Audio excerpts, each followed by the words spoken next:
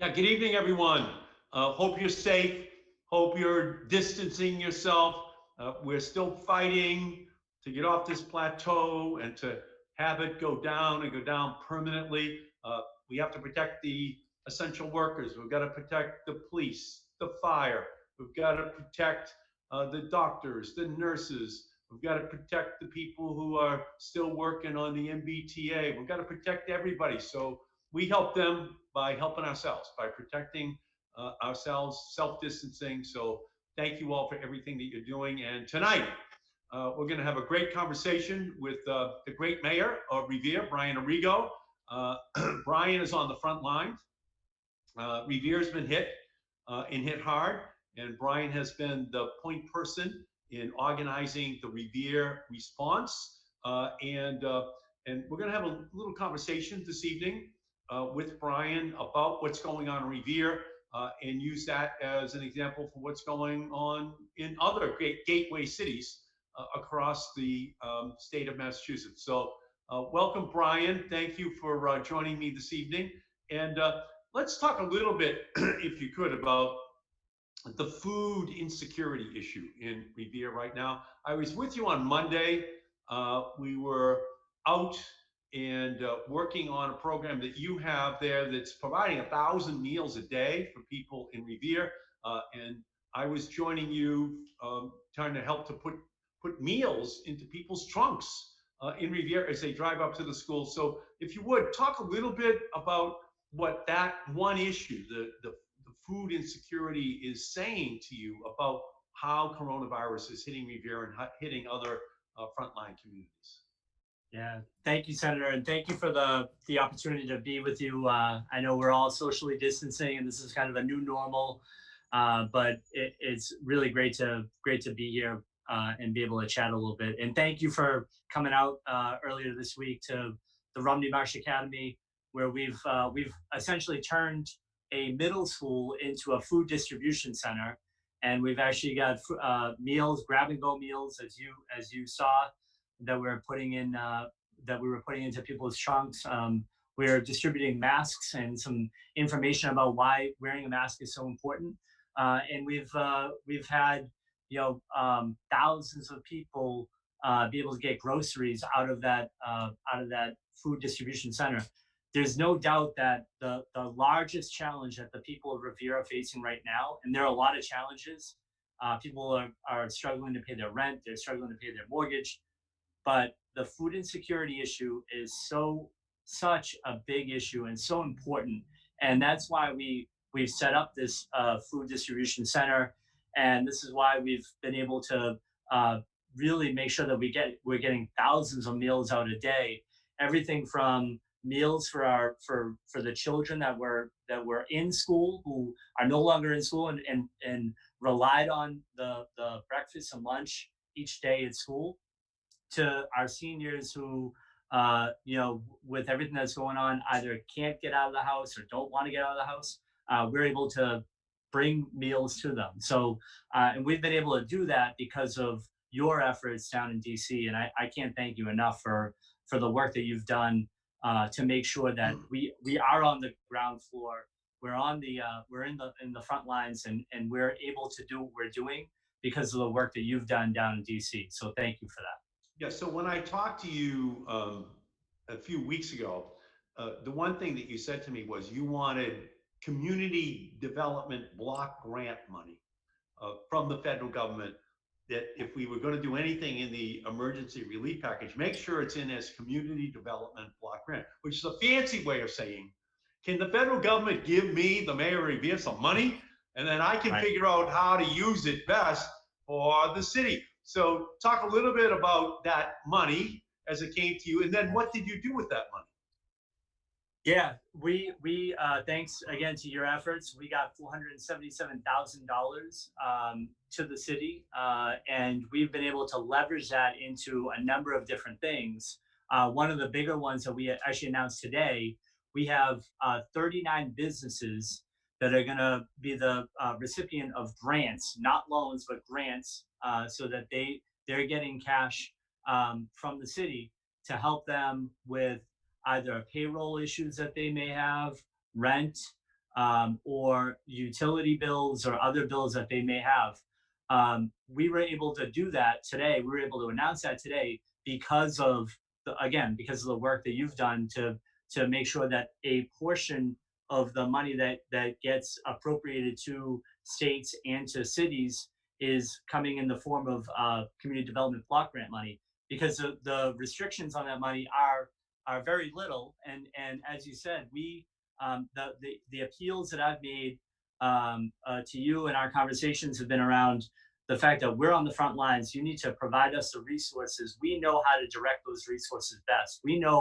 I know that thousands of people are calling my city hall, 311 in Revere, to tell us that they don't have food, or that they're worried that they're going to run out of food, or they're worried that they paid their rent, but they're not able to pay for groceries and medical bills. So what we knowing that and having that information, I know that the challenges that the people are facing are around food insecurity. And so we've actually been able to use some of that money as well. We've dedicated a portion of it to our efforts with small businesses. We're also dedicating a portion of it to the organizations that are helping, because it's not just the city that's able to do all these different kind of things. We're partnering with a lot of other organizations and a lot of other folks to be able to leverage all of our resources together and get a bigger bang for our buck. So we're actually looking to be able to provide some federal dollars to those organizations to allow them to continue to help us help the residents of the city. Yeah, and the one thing I've been hearing from you is that in the next package, you want there to be a lot more money, federal money, that comes back to the city, because you are going to be faced with layoffs. You're going to be faced with making tough decisions about your programs, because obviously there aren't a lot of revenues flowing into the city right now, and the federal government has a responsibility, and that's what I'm fighting for, $1 trillion that goes to cities and towns across America, but so that you get that money in your pocket, so that you can make wise decisions with regard to what you want to protect. And so far, Mitch McConnell's been saying no, no, no, and Trump's been saying no, no, no. But on the other hand, they said no, no, no to 75 billion for hospitals just 3 weeks ago. They said no, no, no to 25 billion for testing for coronavirus just 3 weeks ago. So we ultimately got that money in. So that's going to be a big part of this battle. So talk about, if you could, what this pandemic has meant to city revenues and to the concerns that you might have about your ability to provide for all of the things that people are used to getting in the city of Revere. Right. Yeah, there's no doubt that there have to be service cuts in what we're planning for in our next budget. If we have what we know will happen on the state level. The governor just said today that he's going to try to do his best, but when the state is faced with a $6 billion gap, which may go up, it may be as high as $8 billion. There's going to be cuts to local aid, and that's the money that we rely on the state for education, for the ability for us to provide all the services, DPW, police, and fire. All of those services are gonna see a hit if we don't get some of the ability and the money to be able to provide those services. So with no revenue coming in, we rely on meals tax. You were in Revere this winter, and you saw one of the newest restaurants that had opened up, Drift, and right on the beach, right at the Markey Bridge, beautiful new restaurant. We're not getting any sales tax, right? Very limited sales tax, meals tax from a restaurant like that. That cut in meals tax, it means service cuts on our end, and so we're opening up conversations about potential reductions in force. We're looking at every kind of option that we have to try to defer some debt and some other kind of financial tools in our toolkit. But at the end of the day, if the state is faced with a multi-billion-dollar gap, and we have multi-million-dollar gap in our budget, that's going to result in a service cut, and that is going to impact the quality of life for my residents, and I can't let that happen. So we're gonna continue to fight, and I know we have a great warrior on our side in you, Senator. So I certainly appreciate everything Oh, thank you. that Thank you you, do. Brian. For Yeah, us. we're going to have a mighty battle here with Mitch McConnell. And he keeps saying, well, the red states aren't going to bail out the blue states. Well, that's what we do every day. Massachusetts sends more money out of our state than we get back. And it goes to Kentucky. It goes to Alabama. It goes to Mississippi. And now we're saying we need some money. And they're going, oh, you can't have the federal government help blue states. The blue states only help the red states. No, because we're poorer, because we can't figure it out the way you do up in Massachusetts. So we're not going to end this until there's a lot of additional money that's coming back for Massachusetts, for Revere. It's going to be an incredible battle. So so talk a little bit, if you could, about the minority community, the immigrant community in Revere, and how you're handling that, because obviously a lot of them are essential workers. On the one hand, they're doing those manual labor jobs out there that everyone says has to be done, but they're at greater risk. And then they're also at greater risk of bringing it home. So what are you seeing happening in the minority, the immigrant community in Revere?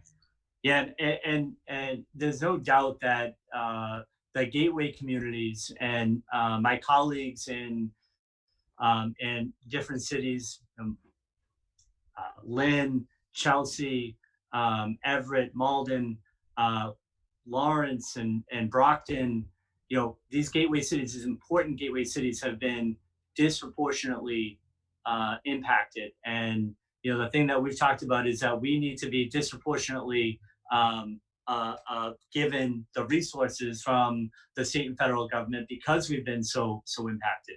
But it has been, there's no doubt that we've been hit incredibly hard by this, and we know that even the small business community, and I just had a phone Zoom check-in with my small businesses the last couple of days, and to hear the stories of the difficulties around of what their plans are going to be, how they reopen, and being mindful and keeping them kind of allowing people to understand that it's going to be really difficult to reopen. It's going to be painful to reopen, and it's going to be a long process, unfortunately. But we're going to be here for them.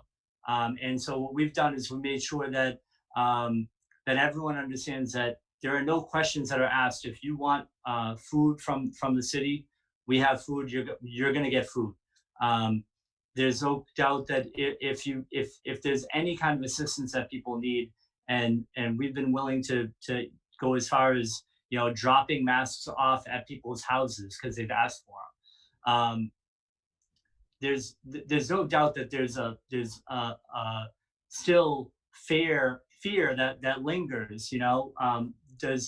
If I accept anything from the city, are you going to ask for my about my citizenship? We say absolutely not. There's a, this is not we're not, no questions asked here. We need to provide for you. You are in a difficult situation.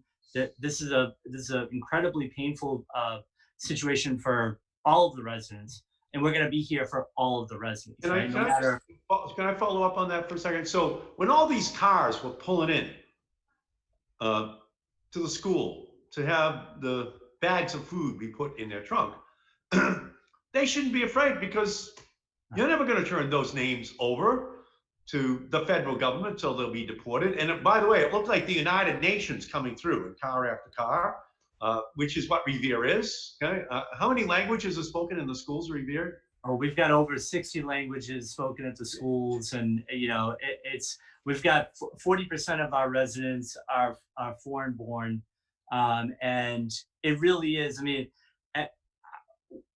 we are, and the strength in our community is our diversity, and Senator, how diverse the community is, and how resilient we are, and diverse, resilient communities are really special, and So the they don't amount have, but I'm saying, but they don't have to be afraid to show up to get right. food. They don't have to be afraid to go get a test to see if they have coronavirus. They don't have to be afraid to fill out the census, right? That they're going to be protected. They're not going to be deported if they do this. And that's the kind of environment you create, Brian, in Revere. But you deliver that message, I know, to all of those families. Right, and we're delivering that message in multiple languages too, right? Because that's another barrier to information and to being able to provide information. So it's not only doing the work and making things available, but being able to communicate that out to people is so important. And it really is. It's a difficult situation, but it's one where people have stepped up left and right. Yeah, and so Revere is an interesting community. You have Amazon coming to Revere, and they're going to be in a building that's got as much square footage as the Prudential building downtown. Uh, and on the other hand, you have pretty much a restaurant for every nation in the world, and they don't have a lot of employees. And so the Paycheck Protection Program was meant to be set up in order to try to help these smaller businesses to tide them over, to give them a life raft, to help them perhaps make it to the other side of this pandemic and economic crisis. And what I've been trying to do is work uh, in the last package to put in $60 billion, which could be for minority businesses, for smaller businesses, women-owned businesses. And we have to have the same fight in this coming package as well. Because for a company that only has 20 people, 10 people, 5 people, they might be opened along Broadway. Um, they need help, and I think it has to come in the form of grants. To be honest with you, just to give them an opportunity so talk a little bit about what you're hearing from these smaller businesses in terms of their ability to survive. Yeah, they can't, and that's the sad thing, is that they're really struggling, and that's why we were able to leverage some of the CARES Act money that came in the form of community development block grant money to the businesses, because of the 39 businesses that got assistance and got notified of their assistance that will be coming in the next couple of days. uh, over 80% of those businesses are either women owned or minority owned. And so if you go up and down, as you mentioned, if you go up and down Broadway or Shirley Ave, there's no doubt it's like eating around the world, and or shopping around the world. And it's really that diversity is really the backbone of our local economy. And for these businesses to not be able to continue to do what they've been doing for in some instances generations, uh, is going to be really difficult for us to recover from. And that's why it's been so important to lobby for additional federal resources, and to again to your help, getting that money into our hands and getting that into the hands of the local businesses will allow them to reopen, and will allow them to be able to do the things that they're going to have to do to reopen, because we know that occupancy levels are not going to be as high as they were before, and there are going to have to be additional regulations and restrictions, and we want to help people be able to live up to those. So during a crisis, it a lot of times brings out the best in people. Can you talk a little bit about how Revere is responding, how the people of Revere are responding? Yeah, I mentioned it a little bit. We're Senator, we're a tight knit community. We're a resilient community, and we've actually started a little campaign with the hashtag Revere Heroes, and we've been spotlighting the folks that have really stepped up. And it could be, in some instances, it's the the school nurses that have been contact tracing from the very first case that we had in the city of Revere. We were contact tracing thanks to the school nurses in our city who could have very easily said, you know what, it's not my job. I'm a school nurse. I don't need to do this. When we talked to them and we told them what we were planning to do, we gave them some of the software and the ability to the case management software to do it. They all were all on board 100%. And for them to step up and to be contact tracing from such an early time was incredibly helpful, because our numbers would have been even higher than they are now. All the way to the folks who work at the Lighthouse and the Jack Satter House and have been providing care to people, and the volunteers. You met several of them at the Rumney Marsh Academy, at the food distribution center.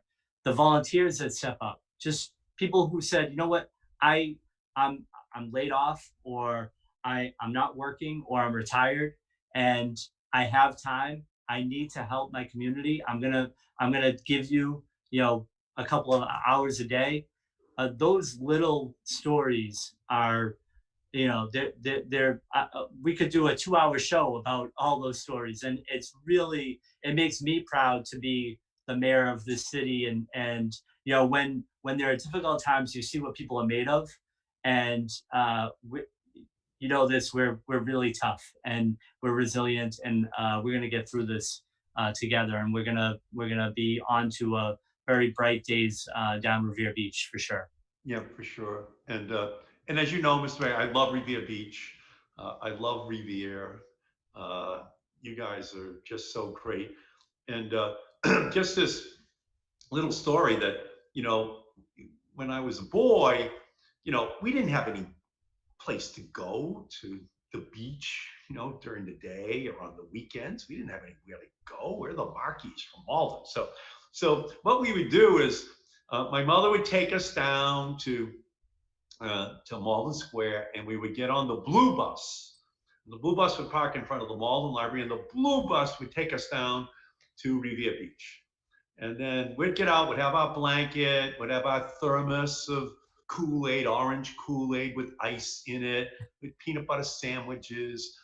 And then we'd swim down there, all day in the ocean, riding the waves in, maybe going across the street to do a little skee ball, or or some other thing in the amusement park, all waiting for my father, to come over from the Hood Milk Company to take us home, at night. And he'd first swim with us, in the twilight, in those beautiful, most memorable days. And it was always Revere Beach, because there was no Markey place to go on the weekends or during the weekdays. That was our life. And it was a great life. It was just a special life. And it was a life that so many people just in their mind, Revere Beach is this kind of oasis along the Atlantic Ocean for everybody. And it's my favorite. So I found a picture here, Mr. Mayor, and it's a picture of my mother and my two brothers. And we're like 11 and 10 in this picture. And we're down there with her. And we probably have had our peanut butter sandwiches and our our thermos of orange Kool-Aid, and we're having a blast. And we got our blanket. That's our little space down there, and it's across the street from the bridge in Revere. It's across the street from the bridge. You said, would you mind if we named the bridge after your mother and father? And of course, it was a great honor, because in a lot of ways, our family represents all the families who identify with this incredible recreation spot, this spot of respite along the Atlantic Ocean. And so these are all like our happiest memories. And now when I visit with you, this incredible development on Revere Beach, I mean, it's coming alive. And talk a little bit about that, and what has happened down on Revere Beach over the last several years. Yeah, Senator, and that story is so amazing. And like you said, there are so many people that have those stories of Revere Beach being an oasis and being a place that's so welcoming to everyone, and it's just we even let people from Malden in, I mean that's like so, but it really that stories like that really make me so proud. They give me goosebumps about the city of Revere and what Revere Beach means to so many people, and so to see this renaissance happening on the beach is really amazing. And Senator, you saw it a little while ago over the winter. Thanks to the Tiger Grant that kickstarted the redevelopment of the Wonderland parking garage, and then allowed for all of the redevelopment of what were previously just vacant lots, and there was one vacant lot that actually had a street hockey rink in it, and that was probably the most active lot of the five or six. But you had parking lots, weeds. I mean, it was just it was a blight, all over the place. And to have you, Senator, fighting for Revere Beach and saying, you know what, this place deserves excellence, and to see it kind of rise now with the redevelopments of Ocean Ave, to see redevelopment happening on the boulevard, to see new restaurants opening up, and that vibrancy, and to see that level of excellence be brought to Revere Beach because of your efforts, in making Revere Beach that destination that it was for you. In that picture, you want it to be like that for generations going forward, and to be able to be mayor at a time when so much is happening down the beach. And this is a very difficult time, but we're going to get through it. We're going to get through this pandemic, and we're going to get back to where we were in terms of the redevelopment of the beach. And that beach is going to continue to be an oasis and continue to be a destination for families of all colors, all creeds, and even people from Malden. So even families from Malden will be able to. I love you, Senator, and I love everyone in Malden. But you're my favorite. You're my favorite Maldenite. So, yeah, so for me, the bridge that's down there, that you named after my mother and father, and it's a replica of the Zakin Bridge. But instead of cars going over it, it's the way in which people come from the Wonderland station, rapid transit, to come across that bridge and go over to Revere Beach. And around that now you have $1 billion worth of development, that has just transformed that whole region. But my commitment or my interest in it was because I had to go down on a bus. That's how we got to the beach.